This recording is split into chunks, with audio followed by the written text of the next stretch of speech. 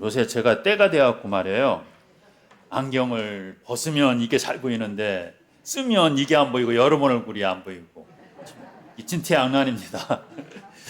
네, 제가 여러분 얼굴을 보면서 하는 건데 누가 전화 안 전화 보면서 하는 사람인데 이거 참 그래요.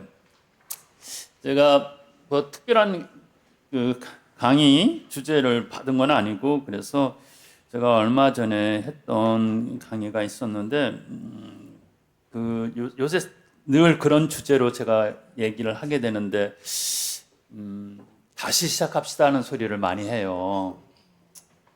왜 그런지는 알겠죠? 몰라요? 모르면 안 되는데 왠지 모르게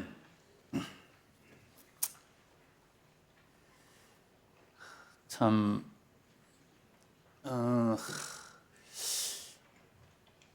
우리다운 모습을 참 많이 잊어버리고 살아가요. 잊어버렸어요. 좀 더 심각하게 얘기하면 우리다운 모습을 잃어버렸는데 그 잃어버린 것조차도 몰라요.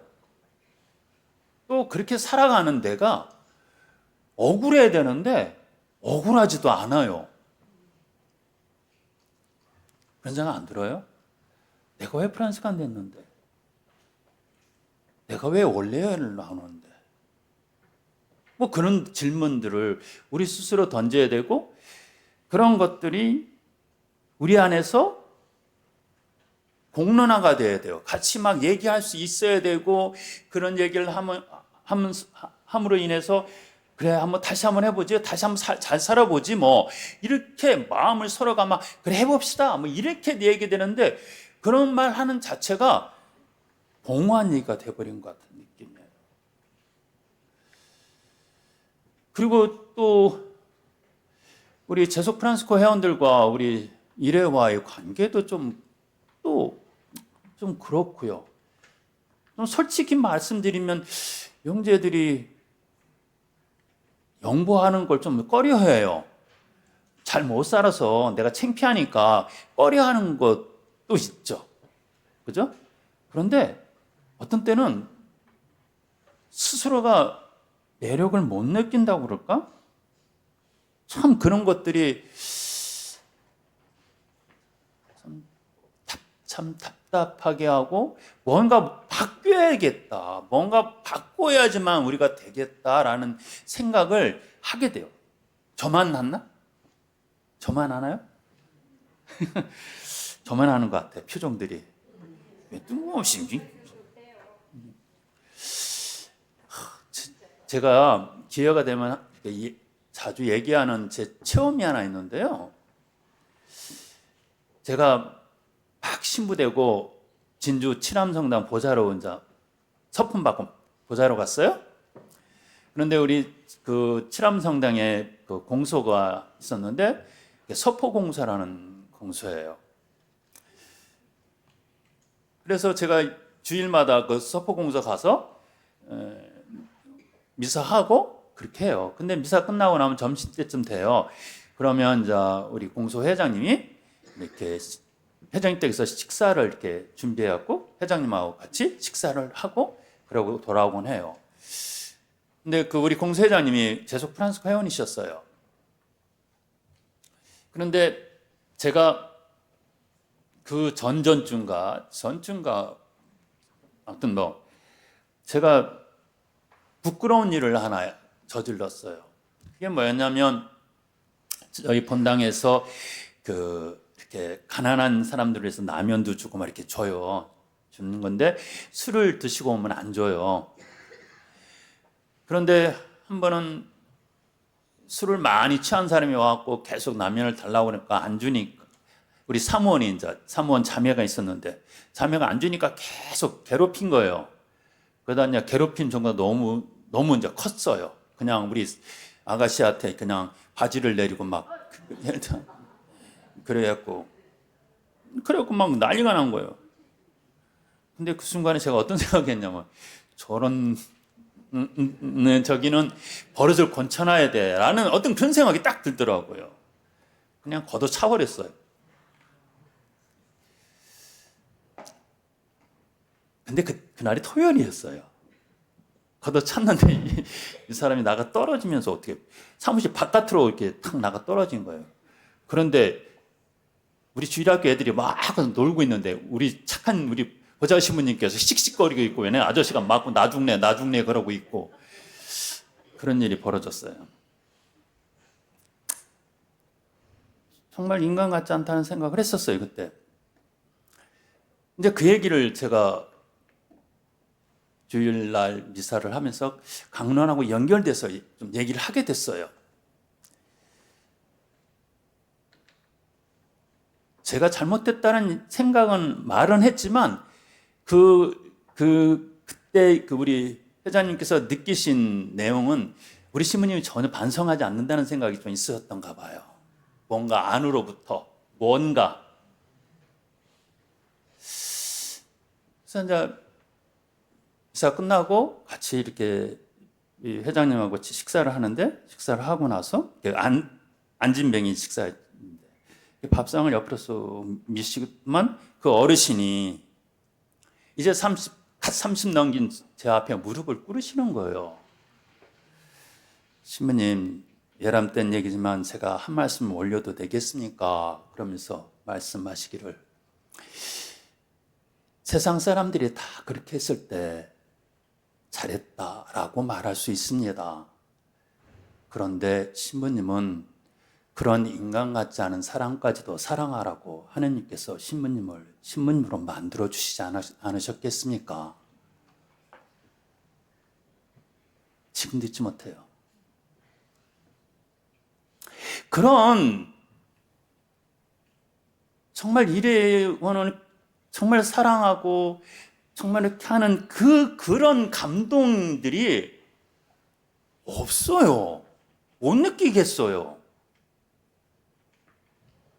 서로가 서로를 힘들어한다는 얘기는 잘 들려도 이렇게 정말 고마운 소중한 우리 제속 프란스코인들이 있어서 내가 그래도 조금은 덜 죄스럽게 살아간다는 그런 마음들, 그런 것들을 마음을 다지게 만들어주는 이런 것들이 없어요. 여러분들끼리도 그렇고. 이게 다 어디서부터 시작됐겠어요? 우리가 우리의 정신을 잃어버렸기 때문에 그래요. 좀 더 심각하게 말하면 우리 제속 프란스코 이 원래가 뭐 친목계 모임 같은 거.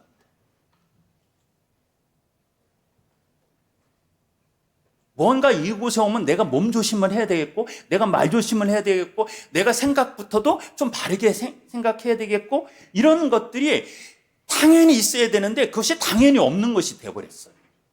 그래서 우리는 우리 입에서 나오지도 말아야 될 얘기들이 턱턱턱턱 나와요. 제가 지금은 문 닫았습니다만 글라라의 집 정말 많이 다녔어요. 어르신들에서 미사 많이 했어요.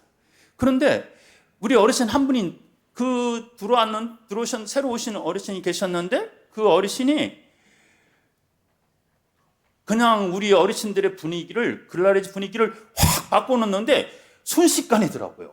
순식간인데 그 어르신이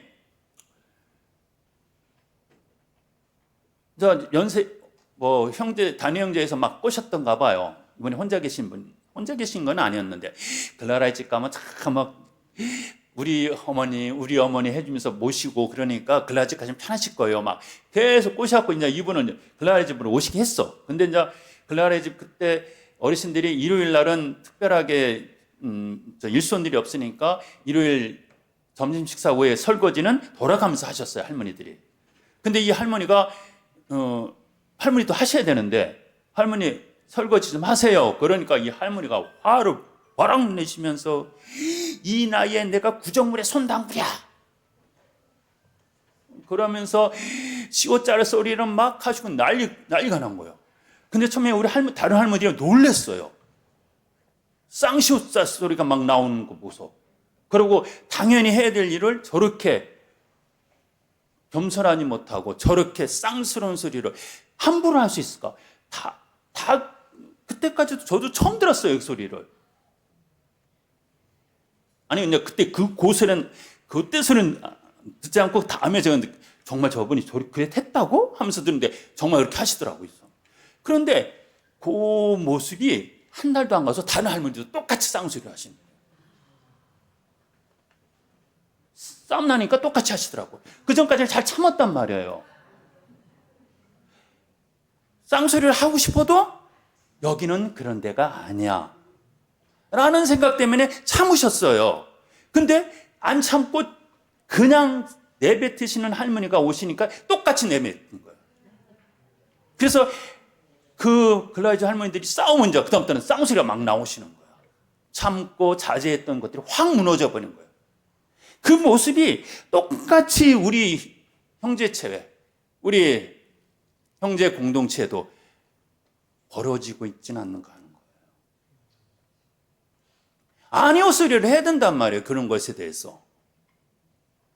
적어도 이곳에 와서는 우리는 세속적인 생각들은 조금 더 버리려고 노력하고 좀 더 겸손해야 되고 좀 더 자기 자신을 내세우는 것에서 부끄러워할 줄도 알아야 되고 누군가를 위해서 내가 더 고개를 숙일 수 있어야 되고 이런 것을 살려고 여기 왔고 그런 생각을 우리는 다 같이 갖고 있으니까 우리는 그것을 소중한 것이니까 지켜내야 돼.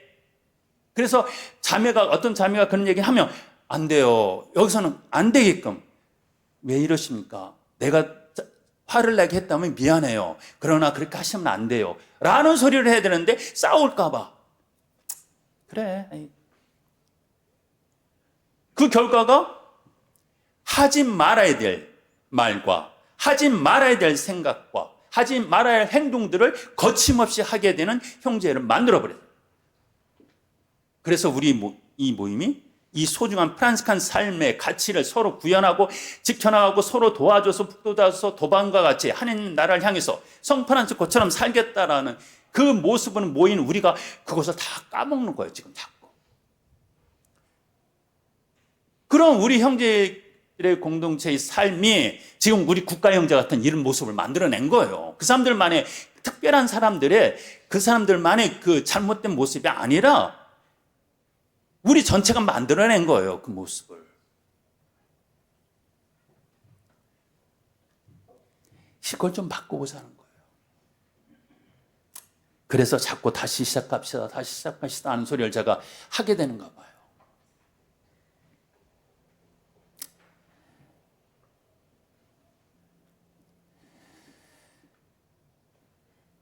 다시 시작한다는 소리는요. 우리 여러분도 잘 아는 것처럼 세동여 정기에서 성프란스코가 말년에 형제 여러분, 우리는 아무것도 이룬 것이 없습니다. 다시 시작합시다 라고 얘기를 해요. 그렇게 열심히 살아오셨던 우리 사부님께서 다시 합시다 그래요. 그리고 다시 합시다는 만큼 중요한 단어가 없는 것 같아요. 그 다시 시작하자는 그 말만큼 또한 용기 있는 말도 없는 것 같아요.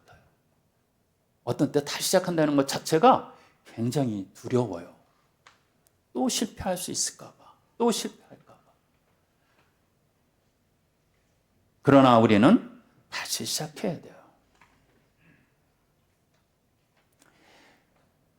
우리가 잘 아는 것처럼 우리 주위에 정말 우리가 존경하는 많은 사람들의 그 모습은 완벽한 삶이 아니라 그분들이 다시 시작하는 삶을 계속해서 추구했기 때문에 그분들이 위대한 것 같아요.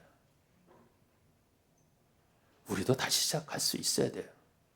다시 시작할 때 우리는 하느님의 은총을 또한 청할 수 있는 용기도 생겨요.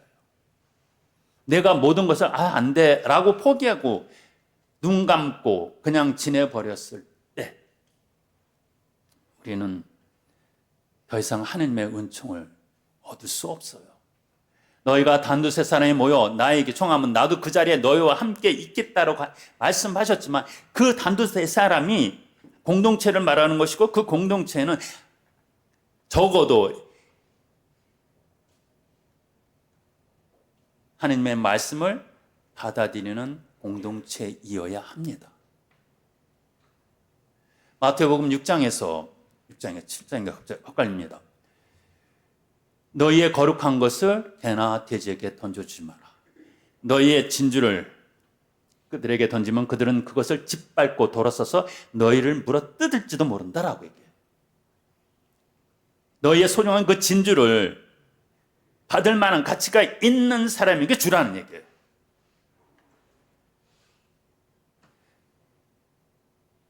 주님께서는 우리에게 필요한 것을 줄 줄 아시는 분이에요. 생선을 달라는데 전갈을 줄 부모가 어디 있겠느냐라고 말씀하십시오. 내가 너에게 정말 내가 청하는 것이 무엇인지 알고 그것을 좋은 것을 주려고 한다라는 거예요. 그러나 내가 청하는 것과 당신이 주고자 하는 것, 나에게 필요한 것을 필요한 무엇인가를 주고자 하는 그것 갖고는 다를 수가 있다는 거예요. 이제 우리는 그냥 싸움 안 나게 해주세요. 뭐 그런 것이 아니라 제발 다시 내 눈을 뜨게 해주세요. 어제 보면서처럼 눈을 다시 뜨게 해주세요라고 하는 그 기도가 우리는 절실하게 필요합니다. 그래서 그 기도를 통해서 우리는 다시 태어나야 돼요. 그렇게 하도록 한번 해보면 어떨까 싶어요. 그런데 다시 시작한다는 것은 앞에서 말씀드린 것처럼 그리 쉽지가 않아요. 다시 시작할 때 얼마나 좋겠어요. 시작할 수만 있다면. 좋은데 그것이 그렇게 녹록하지가 않더라고요. 그냥 아무런 희생 없이 다시 시작하자고 하면 될까요? 내 친구랑 싸웠어. 그래, 좋은 관계 다시 만들어 봐. 그 정도 갖고 될까요? 뭔가 우리는 우리의 삶을 걸었어요. 성프란스코를 따라서 하나님 나라를 향해 가겠습니다라는 우리의 신앙의 삶을 걸고 한 우리의 삶을 돌아본다면 적어도 우리는 다시 시작할 때는 뭔가 달라야 되는 거예요. 뭔가 거기에 걸맞는 우리가 되어야 돼요. 그것 중에 가장 먼저 제일 중요한 게 뭐냐면 생각의 전환이에요.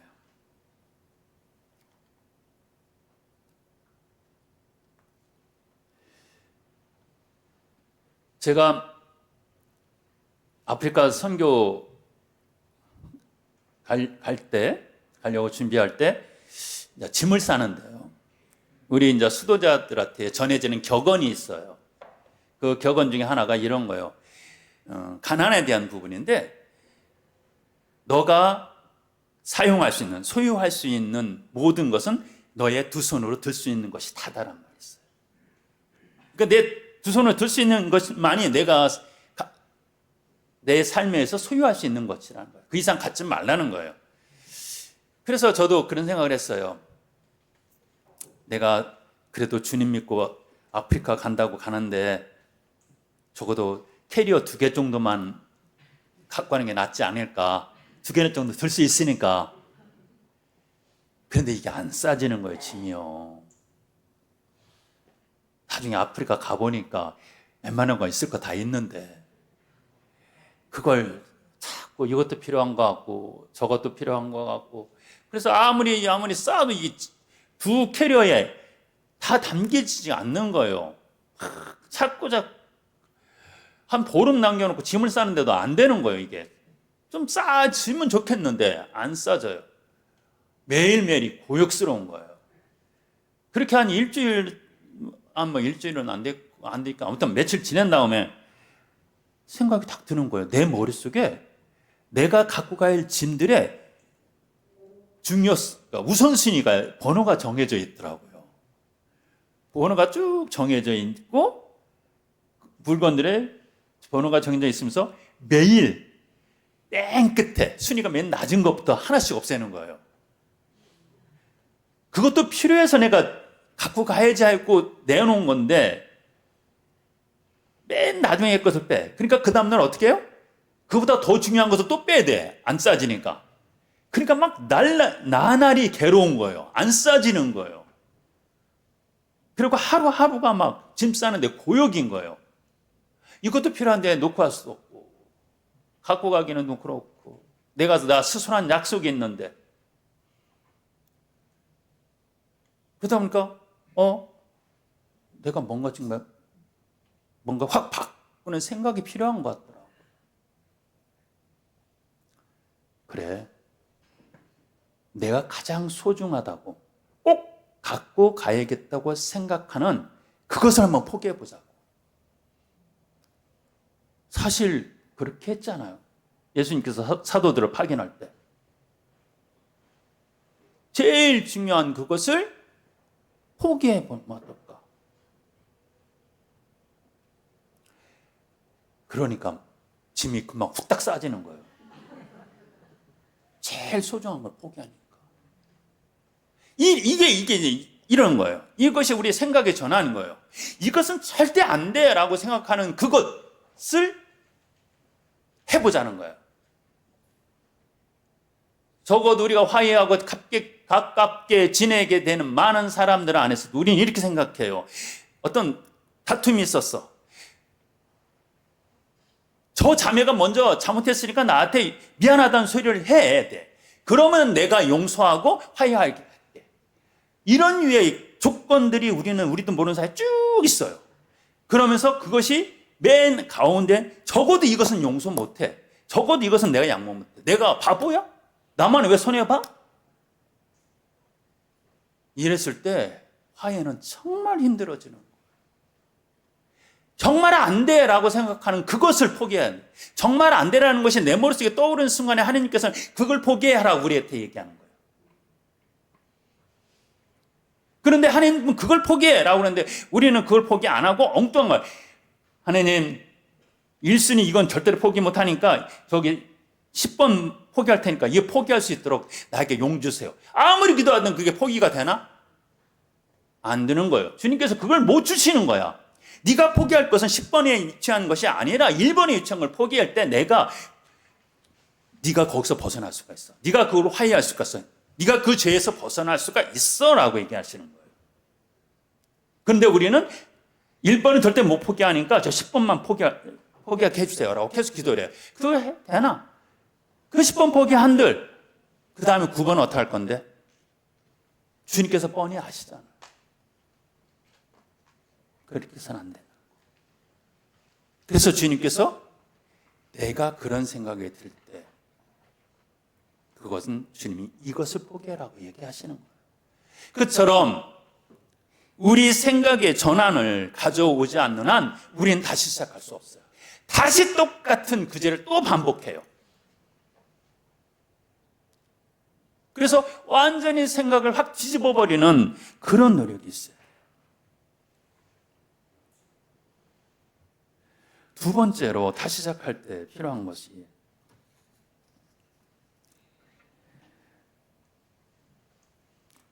삶의 기초를 달리한다라고 표현을 해요.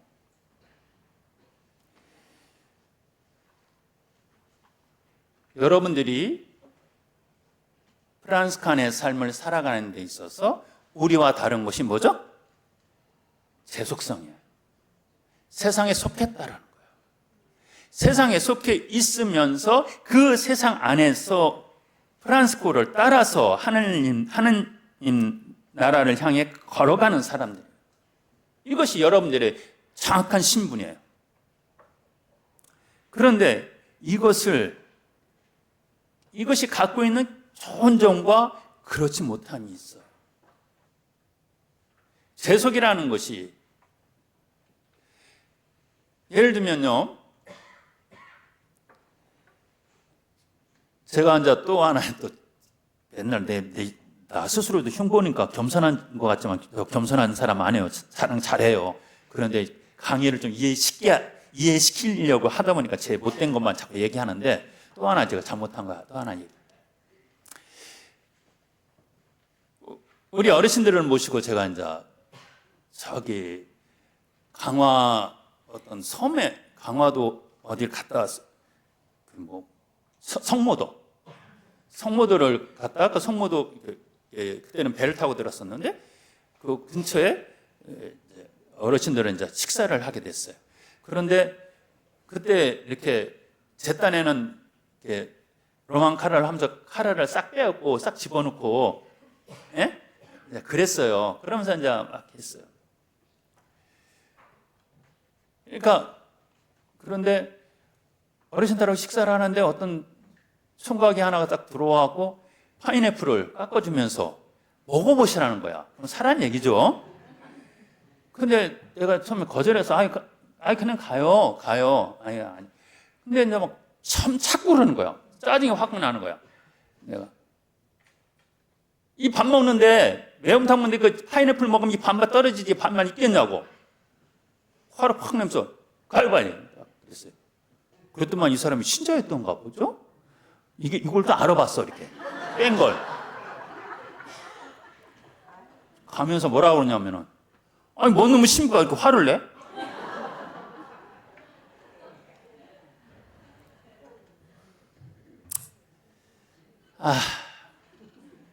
그때는 차라리 사복을 입었고 왔으면 그렇잖아요. 그죠?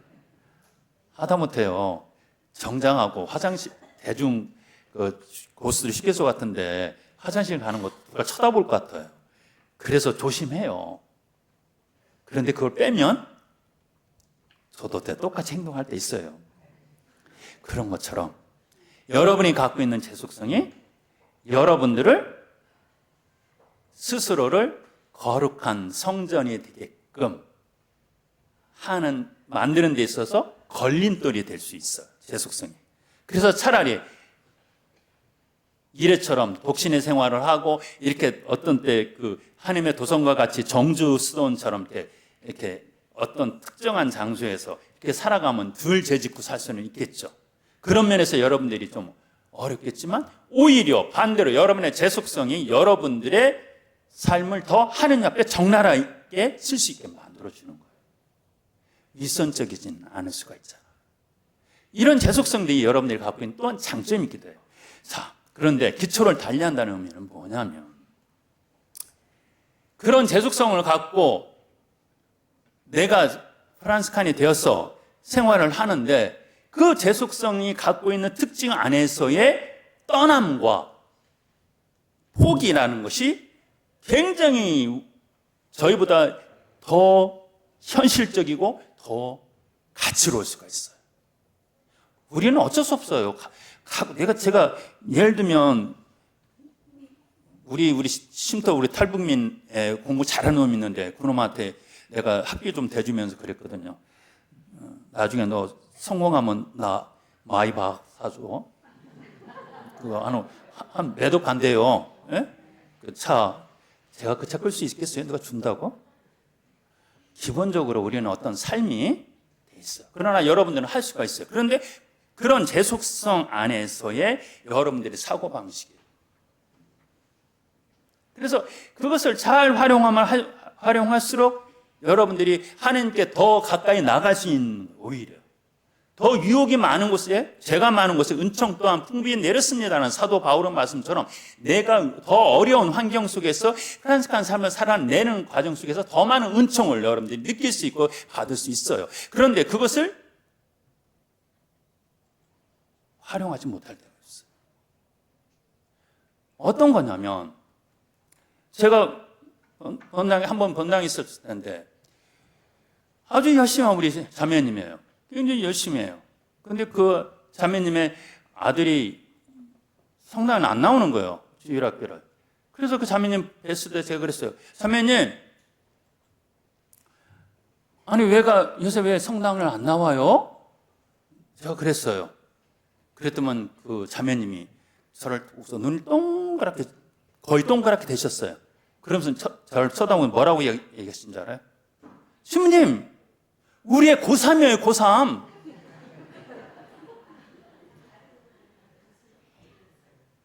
무슨 뜻인지 알죠? 우리 신앙이 그래요. 이건 기초를 잘못 놓은 거예요. 그렇게 열심히 하면서도 불구하고 내 자식이 좋은 대학 가기 위해서는 모든 것을 포기할 수 있는 거예요. 안 되는 거예요, 이건. 그리고 제가 그 얘기를 하니까 고3인데 어떻게 신부님 그렇게 말할 수 있어요? 자식 교육의 방향을 잘못 잡은 거예요. 기초를 잘못 놓은 거예요. 그것을 성프란스코는 소유라고 생각했어요. 그래서 그것을 포기하는 거예요. 그래서 다시 시작한다는 것은 참 다시 근본적인 이야기로 돌아올 수밖에 없는데, 우리의 마음이, 너희의 마음이 있는 곳에 너희의 재물 또한 함께 있다라고 말씀하시는 것처럼 그 모든 기초를 거기에서, 제 속성에서 하느님 나라로 바꾸어 놓아야 돼요. 그렇다고 하루아침에, 자, 나 종신사역 했으니까, 어떤 자매님처럼 나 종신사역 했거든? 그러니까 서방님 미안하지만 이제 각방 쓰자? 그런 거 아니잖아요. 그런 거 아니고 이제 하느님의 시각으로, 하느님의 생각으로 보도록 노력해야 되는 거예요.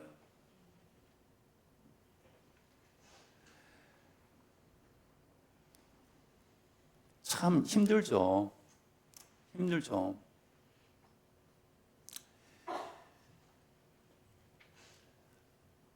참, 제가 우리 가족 중에 어른이 이제 돌아가셨어요. 그런데 청소도 굉장히 열심히 하셨고, 그러고 시신기증을 하셨어요. 뭐 이런, 저기 이런 뭐죠? 뭐 안구라든지 뭐 이런 걸 기증을 하셨어요. 그리고 자식도 열심히 신앙교육도 시키셨고 그런 분인데, 내가 그 장손한테 그랬죠. 어머니가 이렇게 했는데 이거 해야지 되지 않겠느냐라고 얘기하니까 이 아이가 펄쩍 뛰면서 안 돼요. 내가 사인할게. 내 건 해도 내 어머니 손대지 마.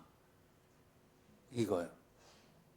그게 있더라고요. 이런 게 관계성 때문에 쉬운 게 아니에요.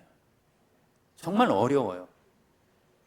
우리의 고3이에요라고 말하는 그 어머니의 마음은 어떤 솔직한 마음일 거예요. 그런데 그 솔직하고 그게 당연하다고 생각하는 그것조차도 한번 확 뒤집어 보는 거예요. 뒤집으려고 노력은 해야 되는 거예요. 그런 노력을 하지 않을 때 우리는 전혀 변화할 수가 없어요. 그래서 늘 겉모양만 프랑스칸이 되는지도 몰라요.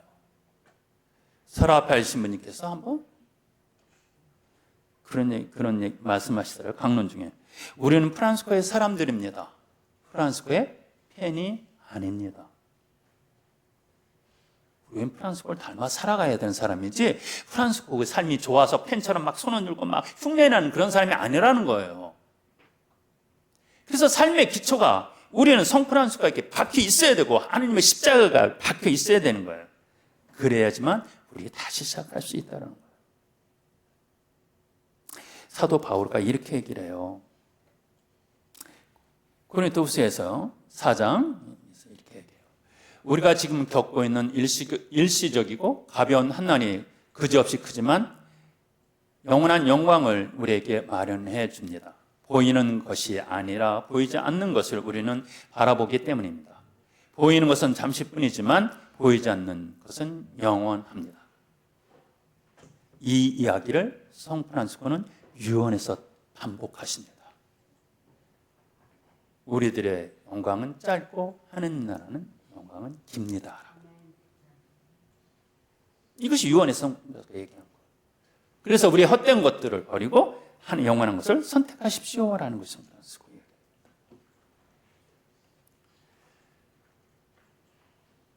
그러기 위해서 이제 다시 시작한다는 것은 우리 프란스칸 삶의 특징인 자기 의지를 포기하는 가난의 삶으로 우리를 다시 초대합니다.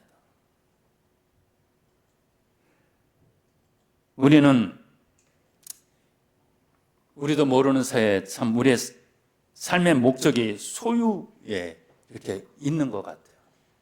저 사람과의 좋은 내 친구, 내 가족, 이렇게 계속 반복되는 것 같아요. 그러나 이것을 뛰어넘어서 내가 아니라 우리의 삶의 목적이 소유가 아닌 관계로 바꾸는 것을 필요로 합니다.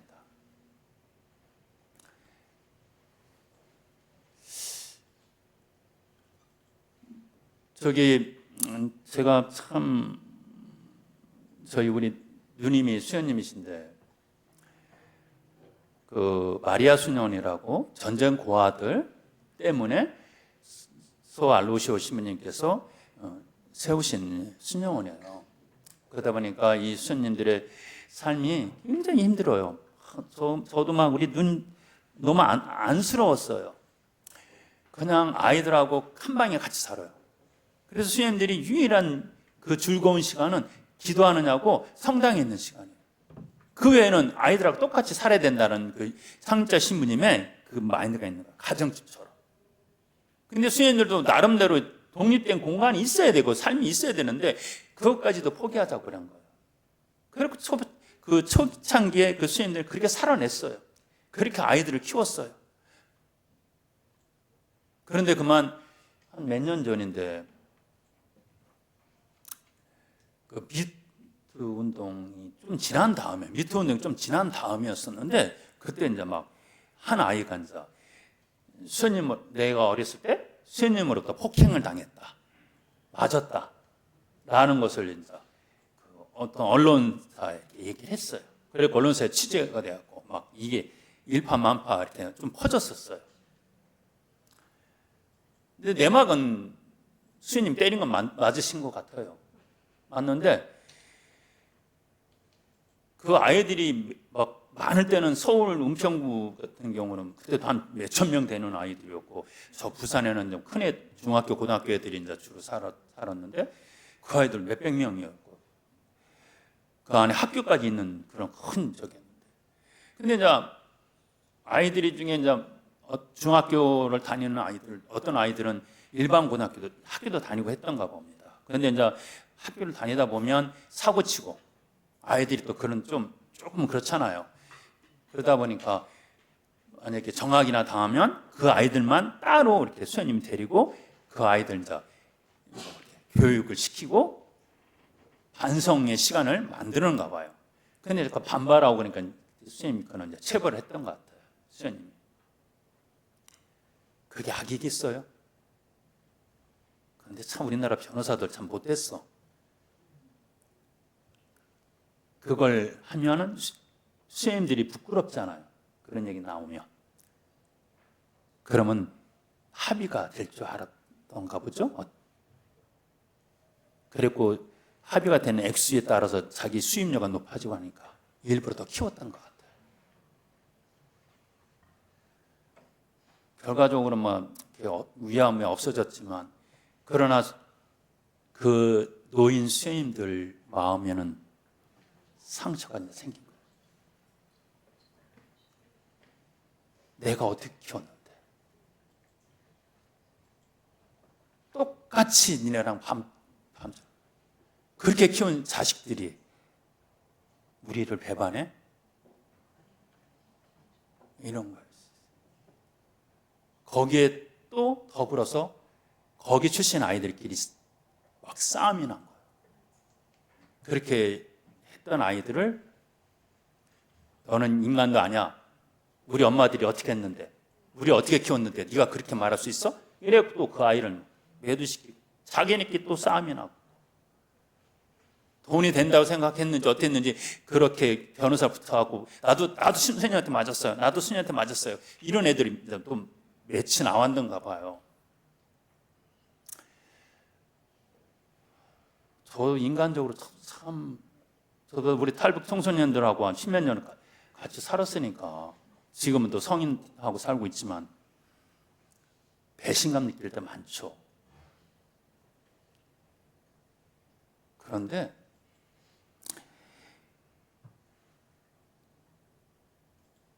그게 소유욕이에요. 소유욕이에요. 소유욕에서 관계로 바뀌어야 된다라고 제가 말씀드리는 것은 무엇을 말하냐면요.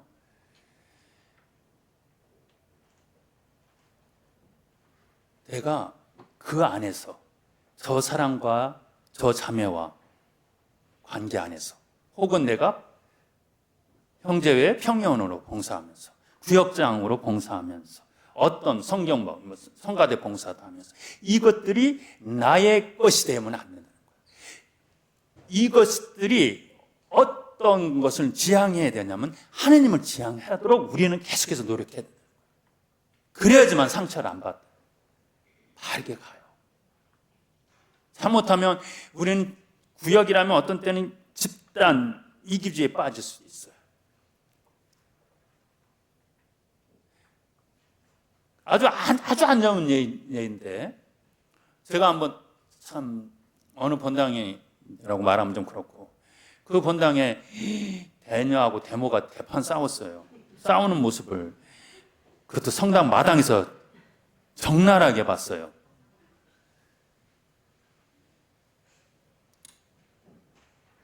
이 데모 대녀의 관계가 뭐예요? 그 관계성이 소유로 되기 때문에 그런 거예요. 아주 극단적인 안 좋은 예예요. 이 대녀가 경제적 어려움에 처했어요. 그런데 이 데모는 좀 돈이 많았어요. 그러니까 이 대녀를 도와주는 것이 돈을 빌려준 것이었어요. 돈을 빌려주면서 너가 예를 들면 이자를 5%를 받아. 그랬고 3%를 나한테 주고 2% 너 가져. 그렇게 대녀에게 한 거예요. 그런데 이 대녀가 이 돈을 갖고서 조금 그 이자 받는 게 좀 적다고 생각했는지 한 7%를 받은 거예요. 그냥 더 위험하겠죠? 그러고서 이제 데모하기에는 3% 주고 4%는 이 대녀가 그냥 먹은 거예요. 그러다가 그만 원금까지 날리는 일이 생겨버렸어요. 그러니까 돈 내놔라.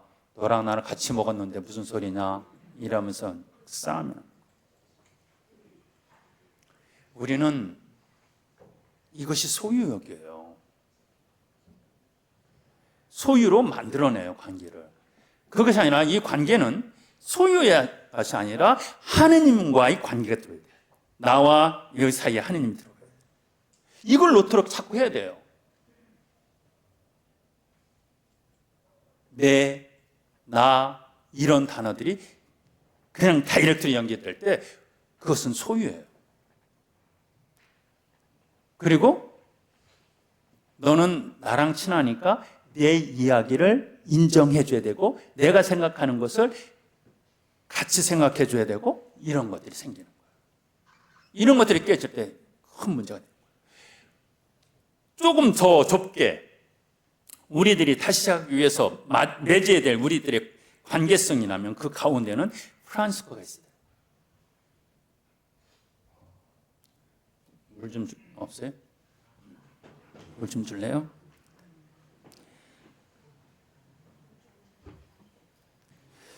결국 다시 시작한다는 것은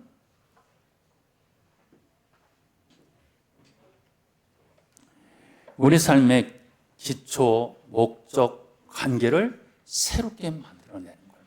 지금 제가 세 번째 말씀드립니다. 우리 프란시스칸에게 있어서 삶이란 그 기초, 목적, 그리고 관계 모두가 가난의 영성 안에서 이루어져요. 이 가난의 영성 안으로 우리가 가야 돼요. 그래서 우리 육체적 가난뿐 아니라 물질적 가난뿐 아니라 우리의 모든 삶에서 자기 의지를 포기하는 내적 가난의 그 삶을 근본적으로 갖고 있어야 되는 거예요. 내가 먼저 프란시스칸 삶을 선택한 것이 아니라 그것조차도 하나님께서 나를 프란시스칸으로 불러주셨다라는 그것, 그래서 그것조차도 감사의 선물로 받을 수 있는 자기 의지를, 자기 것을 포기하는 이 모습이 우리에게는 있어야 돼요. 그래서 어떤 것이 내게 주어지더라도 하느님 감사합니다라고 우리는 말할 수 있도록 나 자신을 계속 단련시켜야 돼요. 제가 어떤 그 관상 수도에 계신 우리 수도자세요? 그분에게 재미난 얘기가 아니라 참 좀 부끄러운 얘기인데 그 얘기 하나 들었는데 트라피스트 수도회를 한국 분인데 들어갔던가 봐요. 여러분들 트라피스트 수도는 알죠? 그냥 극단적으로. 그런데 이 트라피스트 수도를 할지라도 어머니 형제가 필요해요. 그 어머니 형제라는 것은 뭐를 말하냐면 그렇게 기도에 온전히 몰두할 수 있도록 그것을 옆에서 도와주는 그 형제를 어머니 형제라고 해요. 그래서 누군가가 어머니 형제의 역할을 해줘야 되는 거예요. 그런데 우리는 어떻게 생각해요? 누구나 다 나는 테라피스트, 내가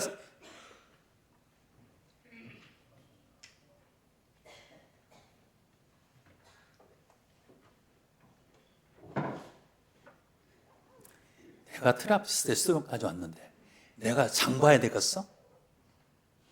내가 밥을 해야 되겠어? 그런 속된 것, 세속적인 것들을 하려고 내가 테라피스트 수련에 들어왔겠어? 그런 생각을 했던가 봐요. 그래갖고 그렇게 큰 맘 먹고 직장 다 때려치고 다 하고 미국인 것 같아요. 어딘 잘 모르겠어요. 미국일 거예요 아마. 거기까지 날아가고 테라피스트에 들어갔는데 어머니 형제 역할을 시키니까 그만 짜증이 나는 거예요.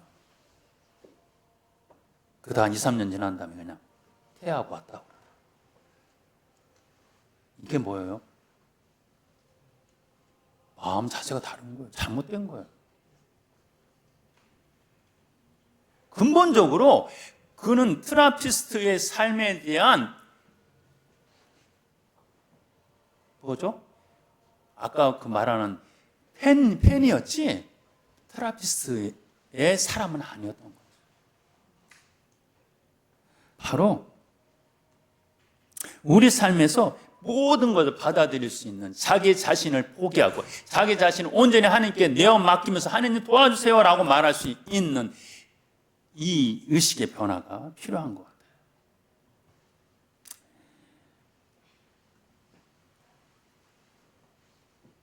제가 그런데 여기서 시간이 자꾸 가고 제가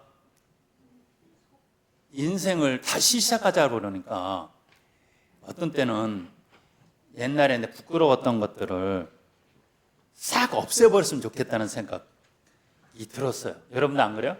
어쨌든 그렇죠? 다시 시작하자고 그러면 처음부터 다시. 그러니까 예를 들면 회칙 쓰기 하는데 회칙 쓰다 보면 참 열심히 썼는데 나중에 해. 그러면 거기서 다시 쓰면 되는데 노트를 싹 없애버리고 새로운 노트에 다시 써요. 좀 가면 또 그래. 그죠? 근데 아무튼 그래요. 우리가 다시 시작하는 것은 그것을 원점으로 다시 돌려갖고 우리가 정신사까지 한 내가 다시 지원반을 갈 수는 없지 않습니까?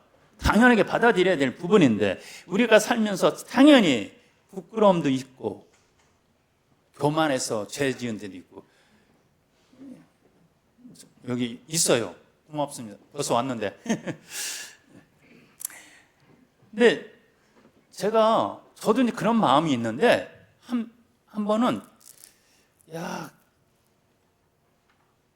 좀 깨달음을 얻은 게 있었어요. 제가 이제 본가에 휴가를 갔다가 제 어렸을 때 추억이 다 없어졌어요. 제가 태어났고 제가 어렸을 때 살았던 동네는 뒤에 이렇게 언덕이 이렇게 있었고 언덕 위에서 막 눈 오면 막 미끈도 타고 막 그랬고 놀았던 그런데 다 아파트촌으로 다 바뀌었고 어디쯤인지 모르겠어요. 근데 유일하게 남아 있는 것이 초등학교가 그대로 있었어요. 그래갖고 그 초등학교를 갔어요. 초등학교를 갔는데 어렸을 때 생각이 나는 거예요. 우리 프라타나스 이렇게 나무들이 쭉 둘레 이렇게 있는데 어떤 것은 따뜻하지만 어떤 나무들은 아니잖아요. 그런데 그 나무에 올라가서 우리가 막 놀다가 여러 명이 그만 올라간 중에 나무가 뚝 부러지면서 떨어졌어요. 그래서 좀 크게 다치는 않았지만 조금씩 막 다치고 그랬어요. 그리고 선생님한테 그 다친 것도 억울해 죽겠는데 또 혼났어. 근데 그 생각이 탁 나는 거예요. 그러면서 그 나무를 대충 어디쯤인지 알겠는데 그 나무, 그 부러진 그 가지가 떨어져 나간 그 나무를 찾고 싶은데 참 못 찾겠는 거예요. 여러 나무들이 쭉 있는데 다 나무들이 다 생채기가 다 있더라고요. 이끈하게 가지 부러져 갖고 부러지지 않고 미끈하게 쫙 큰 나무가 없더라고요. 다 하나씩. 인위적으로 우리 그때 소사 아저씨라고 그랬죠. 소사 아저씨가 다 쳐낸 것도 애들이 못 올라가게 쳐낸 것도 있을 수 있겠고, 우리처럼 막 매달려갖고 부러져갖고 생겨도 있고. 이 생채기들이 다 있는 거예요. 근데 그 생채기들을 가까이 가서 아무리 봐도 어떤 건지 모르겠어요. 그런데 조금 더 멀리서 바라보는 그 프라타나스 나무는 너무 예쁜 거예요. 울퉁불퉁 하면서 이렇게 나무가 자라고 이렇게 아름드린 나무가 돼요. 그 생채기들이 또 하나의 그 사람의 그 나무의 멋이더라고요. 그런 것 같아요. 그것을 어떻게 바꿔놓느냐가 중요한 거예요. 그래서 그 유명한 우화가 있어요. 양도둑이라는 우화가 있어요. 이 어떤 마을에, 그 마을은 죄를 안 짓고 사는 범죄가 없는 마을이었던 것 같아요. 그래서 그 마을 사람들이 정말 그냥 자부심이 있었어요. 우리 마을에는 죄가 없는 마을. 그런데 그만 어떤 청년애가 이웃집 양을 훔친 거예요. 그 일이 생겼어요. 그래갖고 그 마을 언로들이 너무 속상하고 화가 난 거예요. 그래서 다시는 우리 마을에 이런 일이 다시 반복되지 않게 해야겠다 싶어갖고 청년을 데려다가 청년 이마에다가 양도둑이라는 글자를 새겨버렸어요. 그냥. 양, 영어로 sheep, 도둑, 딥. 그리고 크게 S, 7을 막 새겼어요. 그리고 사람들이 볼 때마다 그 청년의 얼굴을 보면서 죄 짓지 말아야지.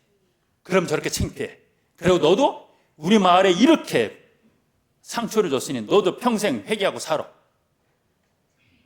그랬던 거예요. 그런데 세월이 많이 흘렀어요.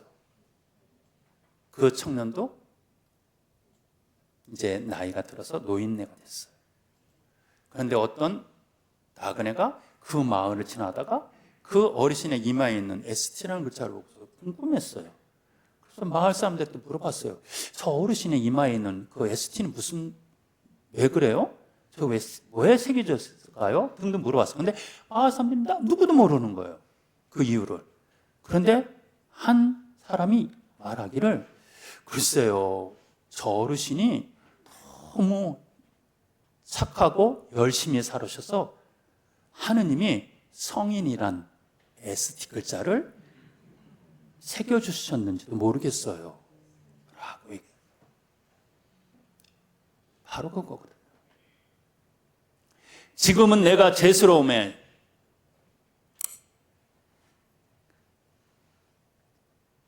싹 깨끗이 없애지는 그런 것을 갖고 싶다 할지라도 오히려 지금의 나의 죄스러움이 나의 성장에 좋은 모범이 되고 먼 훗날 그것은 양도둑이 아니라 세인트가 될 수 있는 거예요.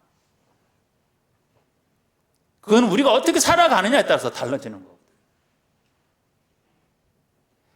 이렇게 다시 시작할 때 우리는 그것이 어떻게 부끄러워서 어떻게 라고 말했던 그것이 멀리서 보니까 참 아름다워요. 미끈한 프라타나스보다도 울퉁불퉁 하면서 이렇게 올라가 있는 그 프라타나스가 훨씬 더 매력적이더라고요. 훨씬 더 예쁘더라고요. 그렇게 만들어내야 돼. 우리가 프란스간으로 살아가면서 바르고 내가 약속한 대로 사약한 대로 살아가면 얼마나 좋겠어요. 그렇지 못해요. 그렇지 못하다 할지라도 그것이 나의 그 잘못들이, 나의 부끄러운 것들이 우리를 다시 성장시켜 줄 수 있는, 나를 다시 하늘나라에 갈 수 있는 반면 교사가 되어서 그것이 나에게 걸림돌이 아니라 나의 디딤돌이 될 수 있다라는 거예요. 그렇게 만들어야 돼요. 그렇게 하나님께 청하고 다시 시작해야 돼요. 우리 개인 하나하나가 다시 시작하는 그 삶이 모였을 때 우리는 이 엘리사벳 형제 안에 머물고 싶은 곳이 되고 여기에 오면 왠지 용기가 생기고 내가 있을 것 같고 그래서 우리 형제 자매들이 고맙고 내가 좀 모질라도 다시 시작할 수 있게끔 용기 주고 하는 그런 형제 공동체를 만들어야 돼요. 그래서 우리 함께 성프란시스코처럼 살아가도록 하자고요. 그것이 제가 여러분들에게 드리고 싶은 말씀이었습니다. 마치도록 하겠습니다. 영광이 성부와 성자와 성령께